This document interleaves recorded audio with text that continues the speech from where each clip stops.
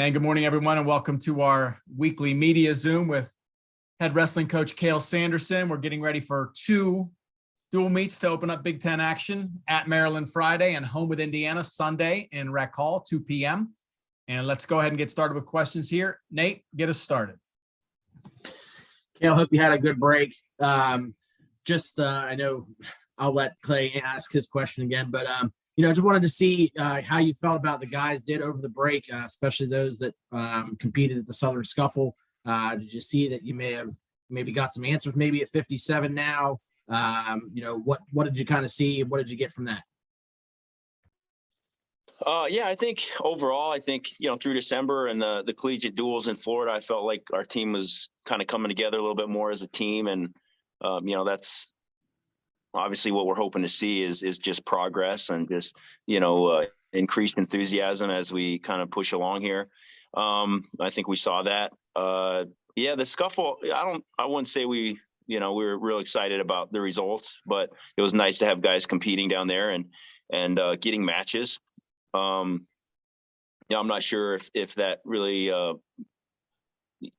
showed us a whole lot. I mean, I think it was good for some of our younger guys to get in there and just, you just get that experience so you can kind of grow and learn from it. And I think that'll be the case. And then some of our guys that have started a little bit here and there. I mean, I don't know if we've gotten any real clear answers in a couple of those middleweights like you're asking, Nate, but we'll keep kind of pressing along here. Just you're always kind of seems like there's always a weight class or two where you're kind of hoping somebody kind of steps up and takes charge, and we're still kind of hoping in there. So, but yeah, I think we'll see.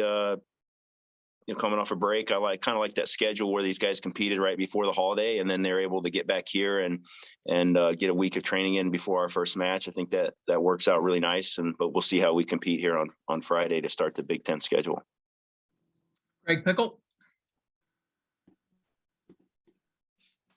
Coach, good morning. Thanks for your time. Good morning. Hey, I'll run back Clay's question just in case he doesn't get on. But Drew Hildebrand, what was the process of adding him to the roster, and how important of an addition is that for you guys? Thanks. Yeah, I think Drew's been in the area for I'd say probably over a month, and really a great kid. He works hard. I picture him in my mind. He's got a huge smile on his face. Obviously a tough competitor. He was an All-American last year, and he's been on the circuit for a while and just very competitive. So we're excited, obviously, to add him to the roster, and hopefully we can get him going here soon. That's obviously the plan is just to get him out there competing as quickly as possible. But he's been a great addition, great kid, fits in really nicely, and we're happy to have him. Nate. Cael, correct me if I'm wrong. The earliest he might be able to start for you guys, in a duel wouldn't be until the semester begins, which is, I believe, next Monday. So he wouldn't be available at all this weekend, correct? No. Possibly. I think. It's. I don't think that's black and white with the rules. We're trying to get him to where he can compete this weekend, but we're not quite there yet. But we're. That would be ideal, right? I mean, there's not, we're halfway through the season here and got 2.5 months left. So if we can get him competing, we'll certainly do that. But we still have a few hurdles to kind of get through. But that's not an NCAA rule. There's a lot of different circumstances that play in there, but we're working on it. JP Pearson. Hi, Coach. Hey. We watched Alex Facundo a bunch of matches here at the Scuffle and saw a number of good shots, really slick on the high C, and then just got stuffed a bunch. Heavy hips, had trouble finishing. I was wondering if you could share with us, what's the what are the coaching principles when a kid, thinking back to like even Jimmy Golubon, when a kid is a really good shooter but has trouble finishing. What are some of the principles that you coach for how to finish a good shot? Well, I think Alex wasn't very pleased with the way he competed, but you know, he's able to get to the leg, and he's just a very good athlete. He has great speed and flexibility, and so he was able to get to the legs without really, you know, big setups or creating angles. So he just got to create a little bit better angles on his shots and get quicker to his finish. You know, if you're not getting quick to your finish, you're giving kids an opportunity to scramble and, you know, slide their hips back and defend. So, you know, I think this would be great experience for Alex. I'm not worried about him, you know, being a guy who can't finish his shots. I mean, he's going to finish his shots. And he's a competitor, and he's been in the room battling. And I think it's just, it's a little different, right? In our room, he's wrestling guys that are coming after him all the time. And so he's in there scoring up, where when you get in an actual match, that's not always the case. You know, you got to figure out how to go get them. And so just some minor adjustments. I think the more he wrestles, the better he's going to get. But just good experience for him. But you can see what he's capable of, and we'll just keep adding to that, and he's going to be great. Excellent. Thank you.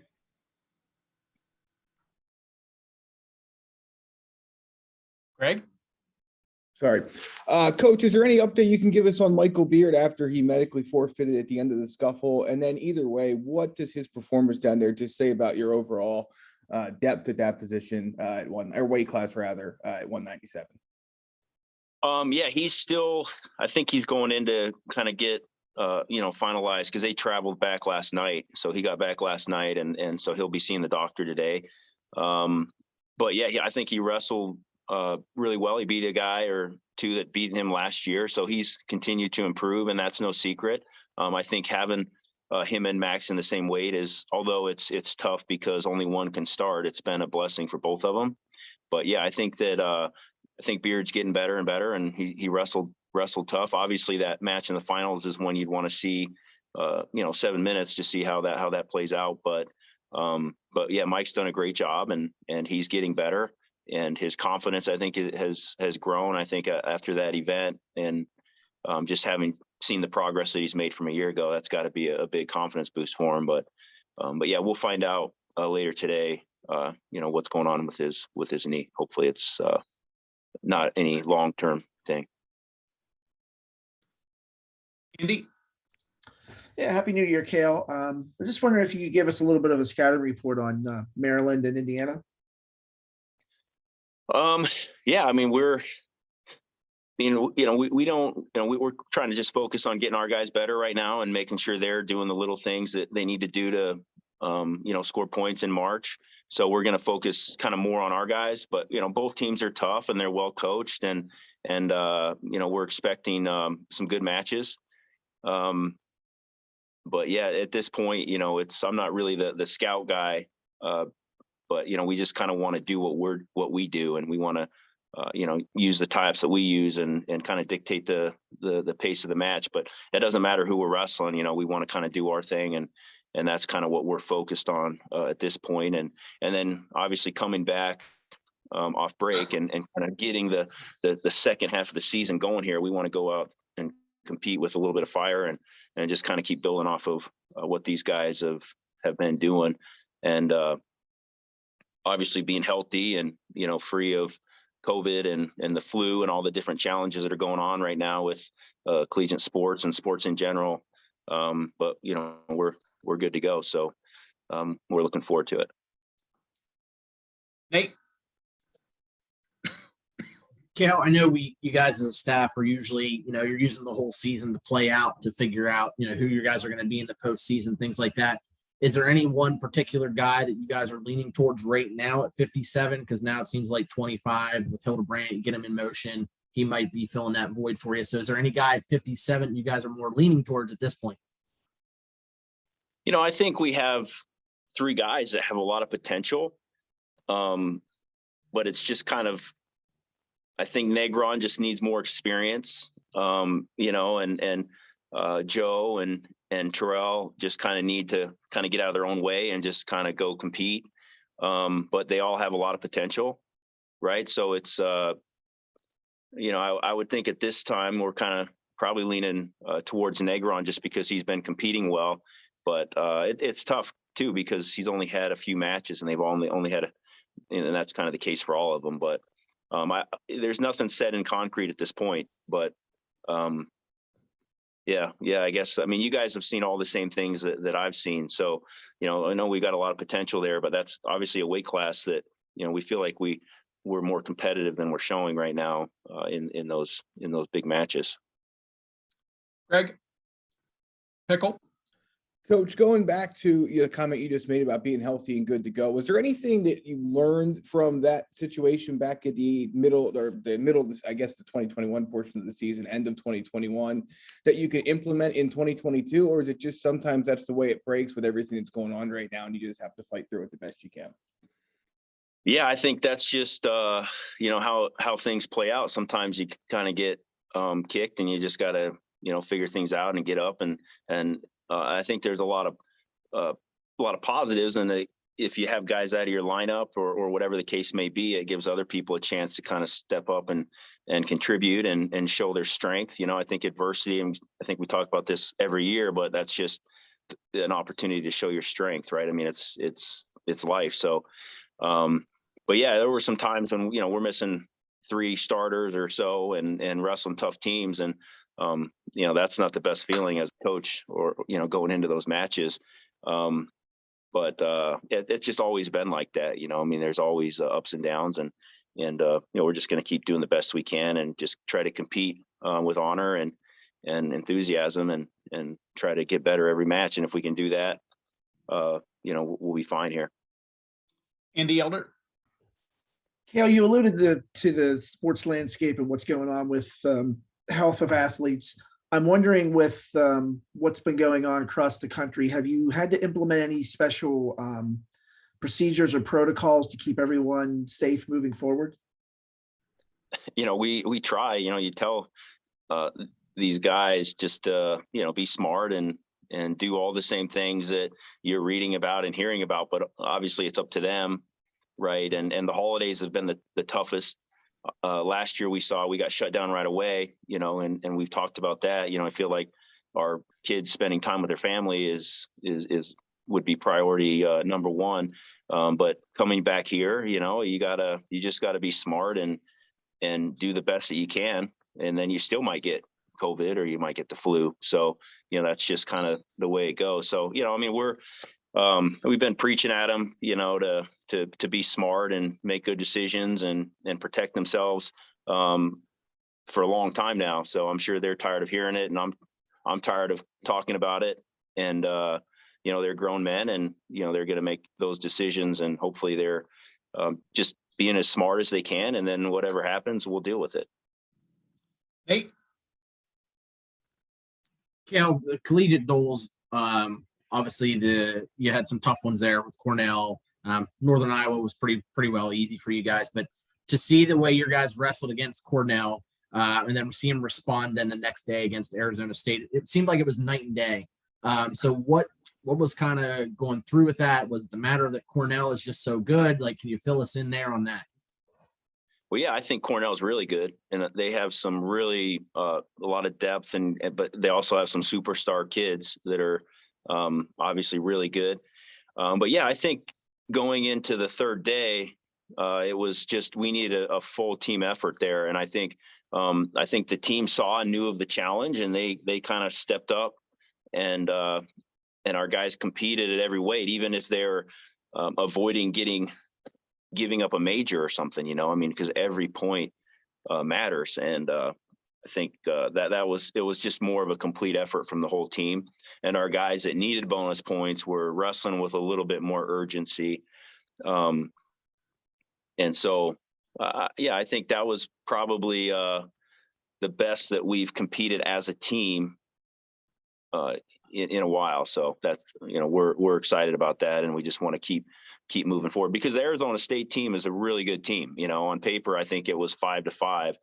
Ranking wise, and they beat us the last time we wrestled, a couple of years ago. And I felt like this team was better than that team that beat us. It's all the same guys, minus obviously like superstar Zahid Valencia, but everyone else was 2 years older and wiser, and the heavyweight was ranked higher, although he didn't wrestle. But and our guys kind of stepped up and competed, and that's what they're going to have to do. If they want to compete for a Big Ten or a national championship, they're going to have to wrestle as a team, for each other. And if they do that, then we're going to have a lot more fun, win or lose. It's a lot more fun when you're competing as a team. You're thinking less about yourself and more about one another. We'll go a lot further that way.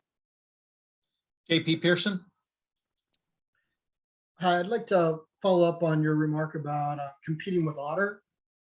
We've seen a lot, and specifically in the context of the post-match handshakes, we've seen a lot of conflicts this year during after matches and handshakes, and even at collegiate duels, we saw some teams abstain from the handshake altogether. I was wondering if you could share with us a little bit like what it means to you to compete with honor, and even in the backdrop of COVID here, how we navigate the handshake line and still compete with honor. Yeah. I don't know. I'm not, I can't speak for any other teams. We just, when I say compete with honor, I think it's just be able to say that you did the best that you could. And that goes into preparation, and that goes into mindset. And obviously that's part of being a good sport, win or lose.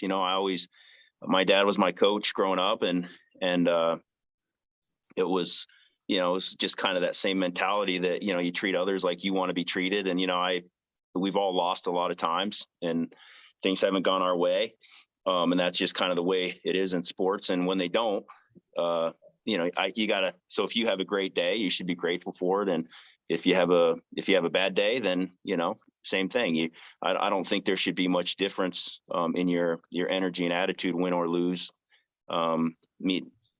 out in the open. You go back in the locker room and go back to the practice room and go to work. But as far as how you treat others, I think that's important. That's just kind of the way I was taught from my dad, and that's what we do. But we have different levels of sportsmanship on our team, and different kids react differently based on their way they're win or lose.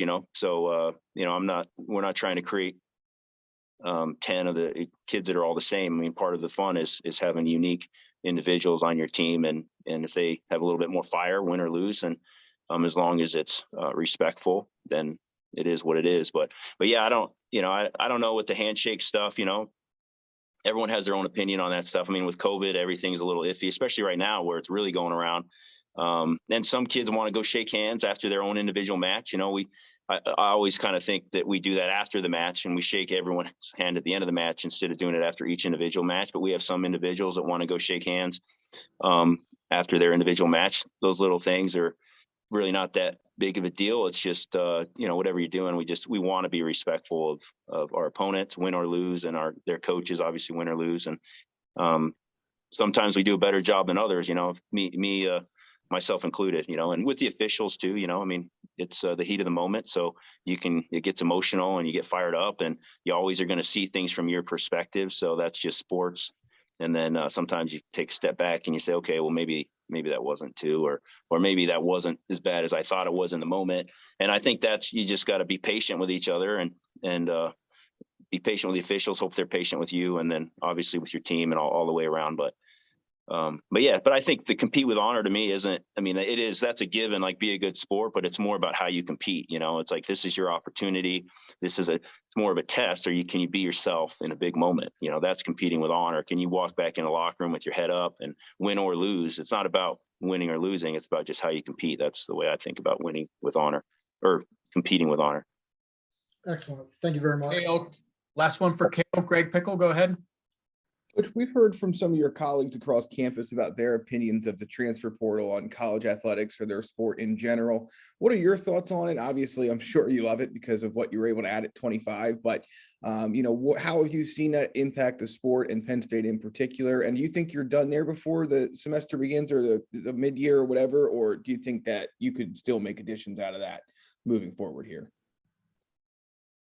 Well, it takes a lot of time to get somebody in and out of school. I think, you can't get in trouble if you don't talk, right? So, I think the NCAA is just kind of really, it's like 100% leans towards a student athlete, right? And is that good? Is that bad? I guess it depends on whether you're the student athlete or the coaching the coaches or the program. But yeah, it is what it is. So, I'm not really, in a place right now where I'd want to jump in and maybe share my opinion. It is, but we're just going to deal with the circumstances that we have. I mean, because it's a two-way street, right? But I'm old school. I'm believe in the responsibility, and if you say you're going to do something, do it, unless there's extreme circumstances.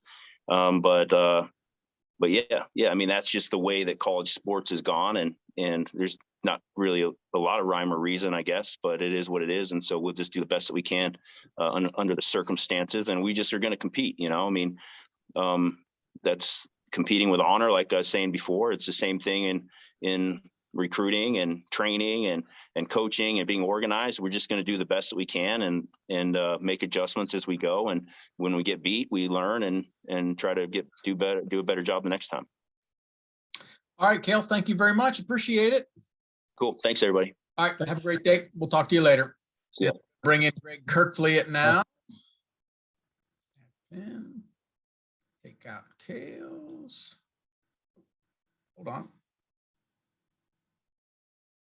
I apologize for that. I pinned Clay. Greg, thank you for joining us. Appreciate it. How's it going? Good. How are you? Pretty good. All right. So we'll go ahead and start with questions here for Greg. Go ahead and use the hand raise function. Anyone have any questions for Greg? Andy, go ahead. Greg, about a year ago this time, you had totally different circumstances. I'm wondering how much better you feel now competing, and what's the difference between this time and a year ago? I would say that I feel healthy. I feel 100% better. Mindset and body. I feel like I'm just more grateful for the opportunity to be out there, not necessarily focusing on the wins and losses, because I don't think that matters. I think just having the opportunity to go out there and compete is special enough. JP Pearson. Hi, Greg. I noticed the nose looks like it's healing up pretty well from that nasty cut you got at Collegiate Duels. How are you feeling?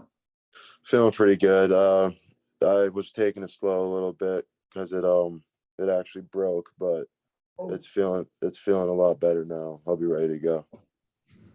All right, Nate Bauer. Or excuse me, Nate. Wrong. Greg, can you put into words what it means? You have a duel set up, bout set up with another guy that's ranked top 5 in the country with you, and then unfortunately he wasn't able to make the call. Is that a little disappointing, being that you had something where you could test to see where you're at early in the year, or is it just status quo? It's just another match. I'd say it's just another match. I'm sure there's things going on their end that I don't understand or I don't know. So it would be wrong for me to put my opinion on that when I don't have all the information. So I'm sure we'll wrestle eventually, but for now, let's just move on to the next guy. Greg Pickle. Hey, Greg, thanks for your time this morning. Thank you.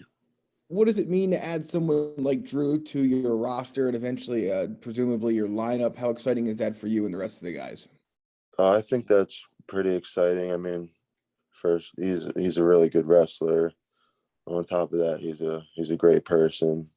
Getting to know the guy, he's really cool, and I'm happy to have him on the team. And obviously, he adds a lot to the team, so I'm excited about that. Gabe Herman.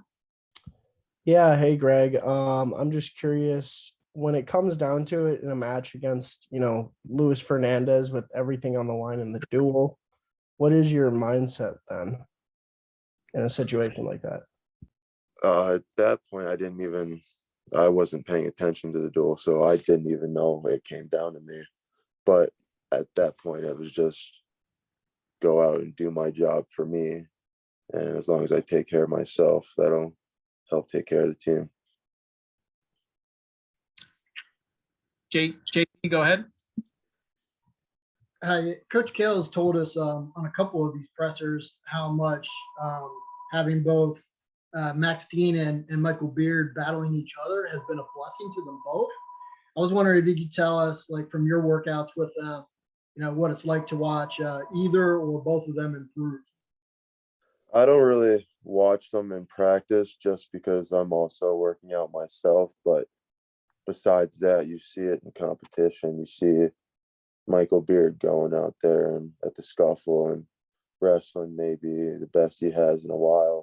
So you see it lit a fire under him and it's pushing him. And I think that's great for both of them. Nate?